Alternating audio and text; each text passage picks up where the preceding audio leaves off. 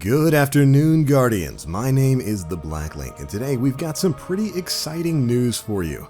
Of course, Bungie went live a little bit earlier today with another video, another developer insight for Warmind. And this time we got to see some really cool stuff and hear from two really interesting individuals over there at Bungie. Today's video featured Creative Director of Vicarious Visions, Brent Gibson, and Design Director for Warmind, Evan Nikolic. And it focused quite a bit on some of the things we'll be doing in Warmind and how exactly it's all going to be coming together. But that's enough rambling from me. Let's check out the Bungie Insight video for Warmind.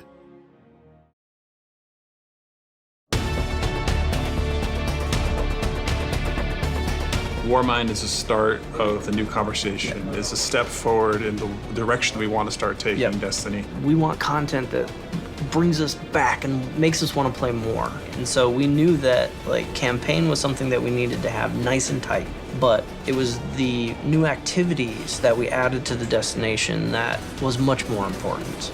And we wanted to add pursuits in the destination, new gear sets and chasing after Seraph-themed weapons and gear. So we want players to feel like they're grinding with purpose, as I call it, focused on I know what I'm going for, I want to get it, and I'm going to keep playing. It's kind of similar to what we just had with the DFA and the Nightfall. And we want that same feeling of I know that Seraph sniper rifle's behind there. Yes. I'm keep grinding against this thing to get that gun. Absolutely. There's going to be lore attached to all of these discoverables that are digging into that Warmind, Clovis Bray, Anna Bray relationship.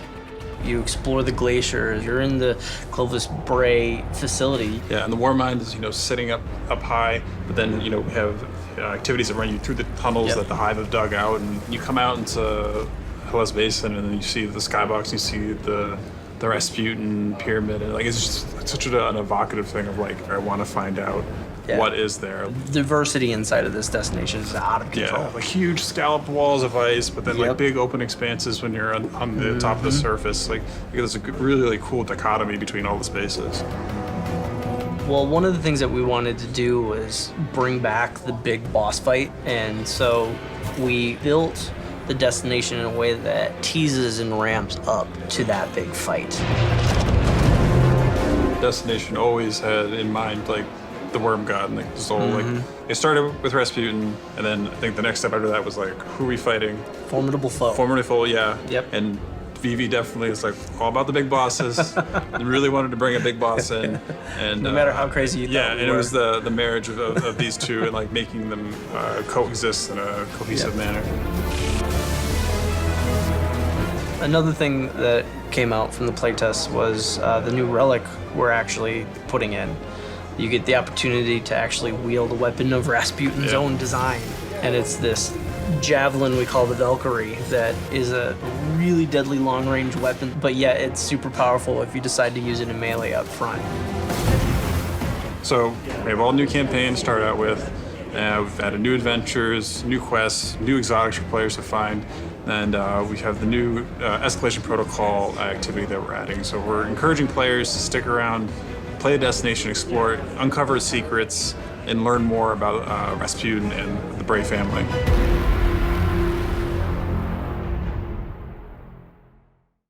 And alright, we're back, so let's go ahead and talk about it. They both go on to immediately basically reaffirm the new philosophy there at Bungie, that they want to make Destiny 2 the game that keeps bringing people back, the game that always presents something for you to grind for. They want to turn it into the game that you'll be able to play every single day and earn something different or work towards some specific goal, which is the exact type of hardcore experience I want out of my looter shooters.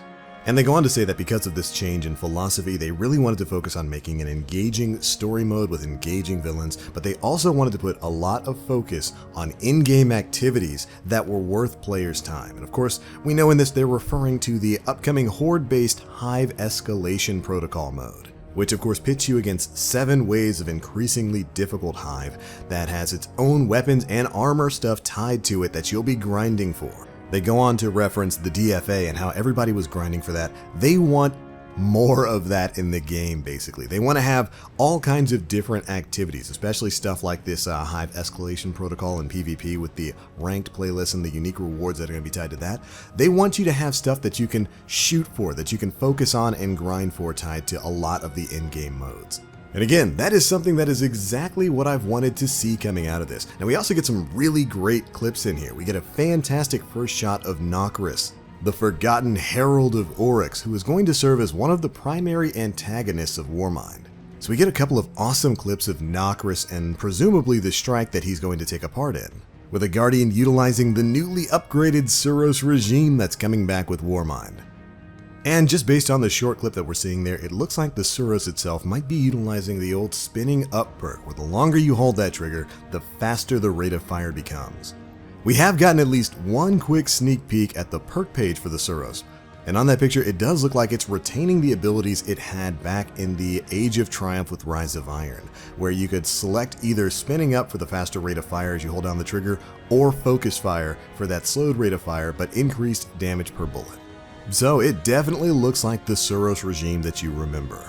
After that, we get a quick look at the Escalation Protocol, where a fire team of 3 seems to be on level 3 of the Escalation Protocol. Remember, that's 3 out of 7. It's going to have different bosses, I think 5 different bosses that will rotate on a weekly basis. And it's during these quick clips that they bring up the notion of making the Seraph weapons, the Warmind weapons that you'll be able to get as a reward for completing this activity, making those truly unique. They talk a bit about the sniper and saying, hey, this is a unique weapon, it's like the DFA, it's powerful, it's got unique abilities, and it's only available from this activity. And then we actually get to see a quick clip of the sniper rifle in action. And of course, in those couple of quick shots, it looks like this thing does indeed have penetrating rounds. You see him taking out 2 Thrall at once. And based off what we learned from the original reveal livestream for Warmind, it looks like there's going to be some sort of crit bonus that you get with this sniper rifle that allows it to deal even more damage when you land headshots. Moving on from that, they talk a bit about some of the lore collectibles that you'll be able to pick up during Warmind. There's going to be more scannable objects that teach you more about the world. A lot of the weapons are going to have lore tabs and stories behind them. And we get a great couple of shots of the overall world space that we'll be able to explore when Warmind goes live next Tuesday. It looks like the landscapes of Mars are indeed going to be different in D2. We're going to be going from like ice caverns out to the more familiar red and orange skies of the Hellas Basin. And then after that, we get into kind of some spoilery territory here. And that's your warning. They talk a bit about what might be the final boss encounter for Warmind. And they show off what looks like a gigantic Wormgod moving through the Hellas Basin. During this section, they talked about the importance of bringing back kind of those big, epic, sprawling boss fights that they feel have been lacking in Destiny 2 in more recent content expansions. And so they go on to say that with Warmind, the final boss, the big bad, is basically going to be teased throughout the story. It's going to kind of ramp up until you get to that big final encounter. And boy, do we see Big moving through here as what looks to be Xol, the Wormgod of Nokris himself, basically moving through the map, tearing up parts of it in what looks to be a ramp up to a final big fight. And while of course it's not perfectly confirmed that we're going to be fighting Xol towards the end, they do talk a bit about the build up to a big boss and saying that VV, Vicarious Visions, was all about making a big, sprawling, progressive boss fight towards the end of the story here, so giving you some kind of big encounter payoff. And again, just throughout this, we get to see our first looks at what may very well be the Wormgod Xol. This is pretty much the first Wormgod we've physically seen throughout the Destiny franchise. And I gotta say, I'm super excited about it. It looks incredible, and I cannot wait to see how things pan out when Warmind comes out next week. Alright, after that, they finish things up by showing off the Valkyrie. We've seen some gameplay of the new relic before, but they go on to talk about it being a weapon of Rasputin's own design that's basically been gifted to us to help him clear out the Hive. It of course has a ranged attack where you can kind of charge it up, throw it at enemies and cause a massive explosion, or you can use it as a melee weapon with a gigantic ground slam that causes a similar big boom. Overall, it looks like a really interesting, unique relic that we'll be getting our hands on. I wonder if it's going to have its own super tied to it, kind of like the Aegis Shield and the Sword of Crota did back in Destiny 1. But either way, that covers the developer insight for Warmind that Bungie put out today. Again, it gives us a great look at the new landscapes of Mars. We get to see some of the frozen caverns, some of the sprawling hills. We get to see the Hive Escalation Protocol area, including some of the Warmind bunker areas. We get a great look at all those world spaces. We get a great first look at Nokris, the strike he's going to be a part of, and even some of the story missions there with like the Suros Regime and all that kind of stuff. And we get what might be our first look at a Wormgod in Destiny 2.